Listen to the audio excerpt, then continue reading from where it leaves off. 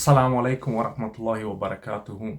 So this video is about sort of toxic behavior in the Ummah, in the Muslim community. And I'm sure if you've been a Muslim or you are a Muslim for a long time, a practicing one, you've noticed that it's not pretty. And we all claim to follow, one religion.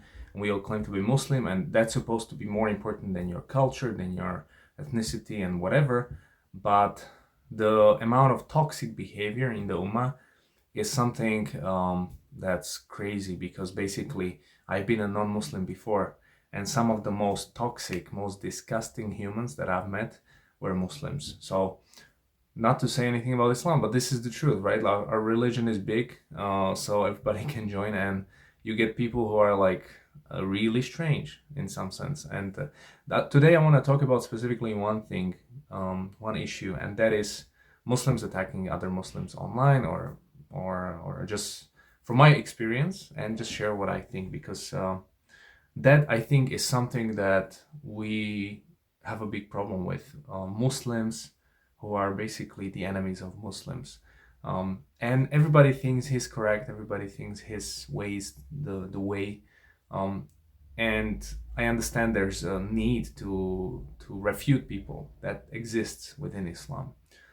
But sometimes most of these things are done on like by ego basis. It's not done with some good niyyah at all. They just claim like this is because I really care about religion, but really deep down they just can't get over some comment or a small thing that this person said, and then they just attack them for years even. And I've been attacked before. And basically what I want to say, one of the main things that I've noticed is, if you're silent, if you don't do anything, if you just go pray and just live a Muslim like a Muslim life, you'll be fine. This is fine because you're not causing anything, you're not trying to push for anything, you're just living your life. But if, for example, you step out of that line and you try to do a few things, for example, you start to do dawah, by extension, you'll be attacked. That means, you'll be personally attacked by non-Muslims and Muslims, because you are not perfect and you will make mistakes in your dawah, and then you'll be attacked by Muslims. If you go and do what I did, where we set up a masjid, we build a community, it's a wonderful thing. 99%, 95% of Muslims in Slovakia love this, and they really see the same vision. But there's this minority who really hate it for some reason, really hate it. And I'm talking about Slovak Muslims, right? And so anything I say, basically nothing gets through to them. It's like they're deaf. And so those things only happen once you get active. Because I never wanted to do this. I just didn't have a place for Jummah. So I had to open a masjid. And there was no imam. So I had to learn to be the imam. So I had to pick a madhab, and it followed. But it's not like I planned this and it's like I enjoy being in charge of community and I love this feeling. I actually hate it. I don't think I'm the correct person for it. It's just at this moment in time, I gotta do it. And some people hate that stuff. Some people hate it, and they believe like I'm building some sort of new branch of Islam, actually. Like that's how insane it gets. And basically, this is the case. You have to realize, if you ever step out and do something for the deen, you'll be attacked by Muslims.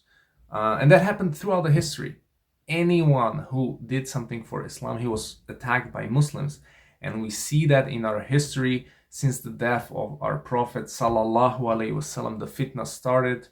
Yes, it started slowly, but it started because people didn't have a unifying person to go to. So you didn't even have madhabs, nothing for a long time after the death of the Prophet sallallahu alaihi wasallam. So you had the four rightly guided caliphs, but even they were killed. Umar ibn Khattab radiallahu anhu, he was murdered during a Fajr prayer. Uthman was murdered radiallahu anhu. And they were murdered by who? Yeah, but the Jew, the Umar, but Uthman was murdered by a Muslim, right? Claiming to be a Muslim. So you have these groups that exist in Islam, and it's not like you can get rid of them. They are here from the beginning, and they'll stay here, probably. So you just have to realize once you start doing something for the Ummah, you'll be actually warned against by some groups. That's gonna happen. And it's such an it would be great if I was like 20 years in the Deen and I was established and blah blah blah. But I'm a revert. I'm a very, reverts are soft in terms of like their Deen. It's not properly set yet, right? Like you may have some confusions, maybe some shuhabat, and you get attacked. Like it's so crazy, right? By Muslims, it doesn't make any sense, and you can see through like that it doesn't make sense. Anyways, so that's my point. The other point I want to make is, yes, we are the enemies of ourselves. So even if we get rid of Zionism, we don't have Christians attacking us, we don't have whatever, secular liberals, we would still attack ourselves. We would still attack ourselves, which is still better. It's still better because we agree on the fundamentals. We agree on there's only one Allah, there's one religion to salvation. There are certain halal haram things which we all agree on. Doesn't matter if you're even Shia, Sunni, whatever. It's all there. But there then comes the differences, and the differences are gonna separate the Ummah forever. So you just have to make peace of that. And you even though you want to live in a fairy tale and say Islam is for everybody and it's easy and it's unifying and we are all brothers, that sounds perfect. But reality is that's not like it. And if you spend 5+ years in the Deen, I spent 3, 4 almost, you'll see it based on like the hatred, based on like physical altercations, based on like the refutations which are not to do with the actual topic but the person itself. You'll see like, oh, these people are just playing. They are actually like quite strange. And so I've been attacked recently, actually in Slovakia, by a certain guy from a certain way of thinking, and he's been a Muslim for like a few, like even, I don't even know if a year or two maybe, so even less than me. But the problem is these people start teaching Islam, right? So I responded with one comment, like saying that, okay, this doesn't make sense. And that person cannot get over that comment. And he actually attacked our masjid, our organization, and everything we do. And he claims to help Slovak Muslims, right? Doesn't make sense. And then, in reality, he just hates me. He just hates me as a person because I left him one comment. And that made him basically just go after everything we do, and he just is obsessed with that. Does that make sense? Is that like I can just show you 50 hadiths which would say that, hey, if you have this type of behavior, leads to Jahannam, like this type of behavior you shouldn't do. But the problem is I don't respond. Like I don't even acknowledge the existence of this individual because I know how toxic these people are because I've engaged with them before. They come from a certain background, let's say in a manhaj perspective, and so there's no arguing with them. But if I keep letting it grow, this person spreads false rumors and all this, like it's really toxic, right? And you're trying to do something for the Deen in reality, not online. I don't care about online. If they cancel my YouTube, I need it for the money from you guys, for the donations, but I don't really care about you. If I don't respond, it just keeps growing and this kind of nonsense keeps spreading. And some people don't know, right? So they will be confused and they'll just think, okay, Yanni's a strange guy. He's establishing a new Islam. And it's just all this crap. And then the truth is like the quite opposite. Like we're trying to be based on the Hanafi madhab. We're trying to go with extra Sunni orthodoxy, like the most mainstream Ahlus Sunnah wal Jama'ah you can imagine. That's what we want to be upon. We accept everybody in Ahlus Sunnah wal Jama'ah to be, and even we had Shias praying with us. Imagine they came to the Jummah and they asked me if they can pray. I said, pray, whatever. If Christians came in and I allowed them to pray as well, or just watch our prayers, I don't care. Like the masjid is a place of Allah. Anybody can go, a Jew, whoever. How the masjid runs is by Ahlus Sunnah wal Jama'ah. That's what we agree upon. So that it's probably quite wide. We're quite wide in accepting everybody into the way of the community. Now these other groups, I don't accept them as like part of the community. But if they come and I need to pray, like okay. Well, pray. What am I can't say no, right? And maybe we can do some dawah to them and stuff like that. Anyways, my point is, if I do respond, that person just gonna think I hate them and just go back and forth forever. Because I did that in the past and it never worked out. In my reality, I'm so busy. I have a family I need to take care of.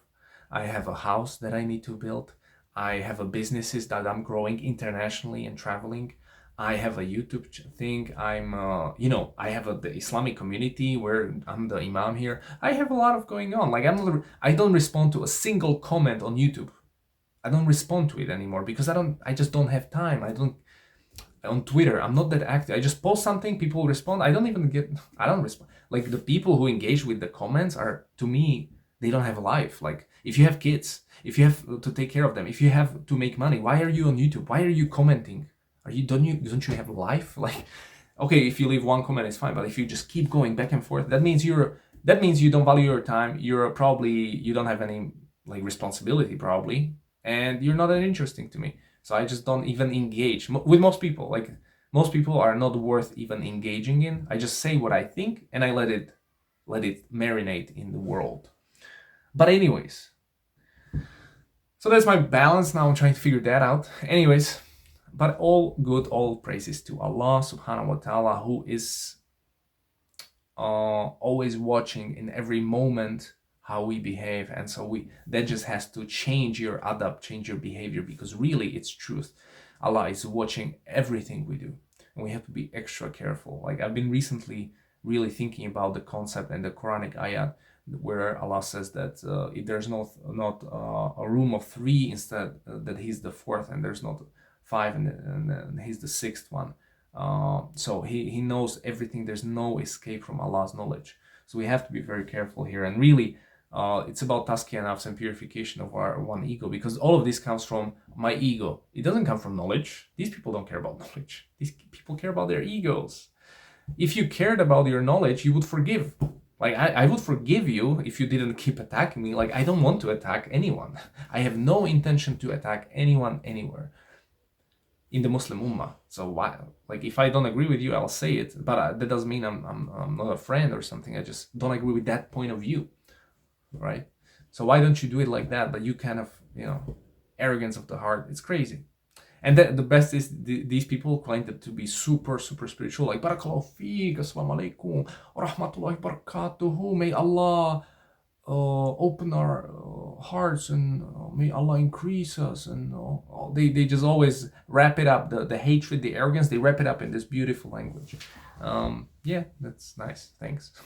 But anyways, so what do we expect to be hit with?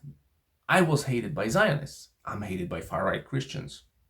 That's great. That's what's supposed to happen to a Muslim. You should be hated by Zionism, and you should be hated by far-right Christians. Christians cultural, of course. They don't go to church, they don't pray, they just claim to be Christian. But anyways, that's the groups that should be hating you.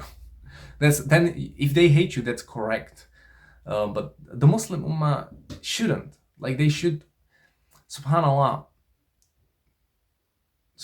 it's getting worse every day, subhanallah. And we know all about the end of times. It's gonna get worse every day. Every day is gonna get worse and worse and worse towards the end of times. There's no coming like to better deen. It's not gonna happen. It's just gonna get worse. Fornication on the streets, people waking up as believers, falling and going to sleep as kuffar, fitna everywhere. We all know that's gonna happen. So I'm not surprised. It's gonna happen. It's coming.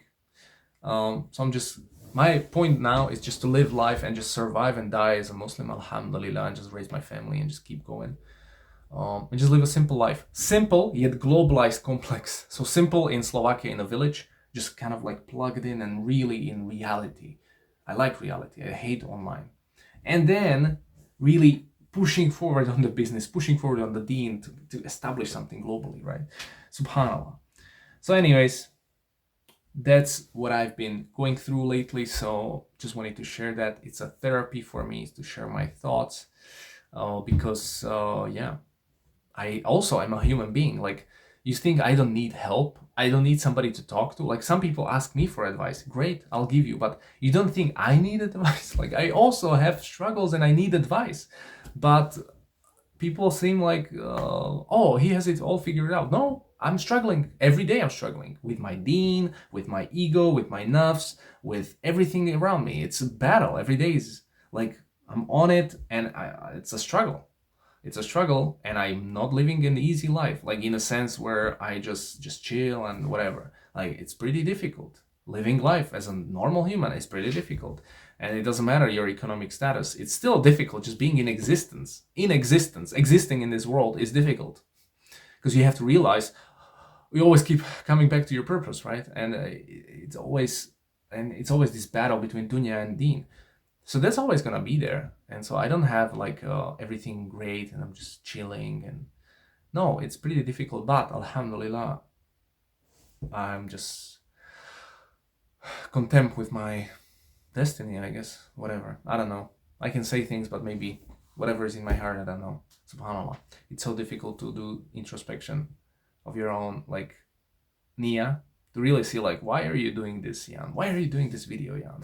Like, really just going deep.